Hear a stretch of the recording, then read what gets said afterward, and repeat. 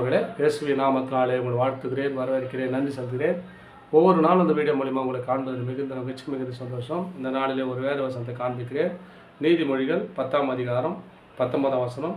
சொற்களின் மிகுதியால் பாவமில்லாமல் போகாது, தன் உதடுகளை அடக்கிறவனும் புத்திமான். சொற்களின் மிகுதியால் பாவமில்லாமல் போகாது. நான் நல்லா பேசிட்டேன், நான் நியாயமாக பேசிட்டேன், அதில் எந்த ஒரு காரியம் இருக்காது அப்படின்னு நீ நினைக்கலாம்.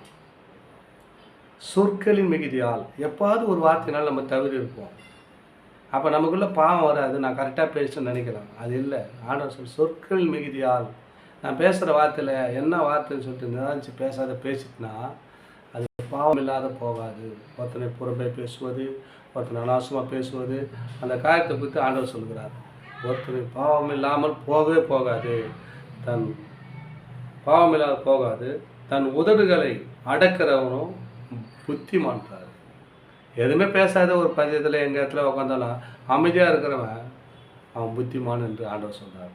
நம்ம வாயை காத்துக்கொள்ளுவோம், புத்திமானாக இருப்போம்.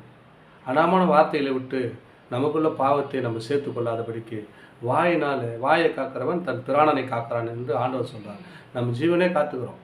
அப்போ வாயை காத்துக்கொள்ள வேண்டும், பிராணனை காத்துக்கொள்ள வேண்டும். அதுதான் சொல்கிறார், தன் வாயை காக்கிறவன் பிராணனை காக்கிறான். சொற்களின் மிகுதினால் பாவம் இல்லாமல் போகாது. நம்ம சொல்ல ஒருத்தங்கிட்ட விட்டுட்டோம்னா அவன் எந்த காலத்தையும் சொல்லிருப்பேன், என்ன மாதிரி வார்த்தை பேசிட்டான் தெரியுமாப்பா, அப்படி ஆகிட்டாமன்னு சொல்லுவாங்க இல்லையா.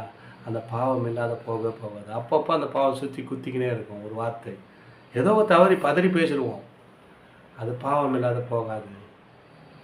தன் வாயை காக்கிறவன் புத்திமான் என்று ஆண்டவர் சொல்கிறார். நம்ம என்ன பண்ண, உதட்டை காத்துக்கொள்வோம், ஆசீர்வாதம் பெற்று அன்போடு வாழ்வோம். வீடியோவை தொடர்ந்து பாருங்கள், சப்ஸ்கிரைப் பண்ணி பாருங்கள். அதுக்கு உங்களுக்கு பிரயோஜனமாகவும் நான் போடுற வீடியோ எல்லாம் வரும். தேவனுடைய நாமத்தை பயன்படுத்த அது ஏதுவாக இருக்கும். ஆமென். God bless you.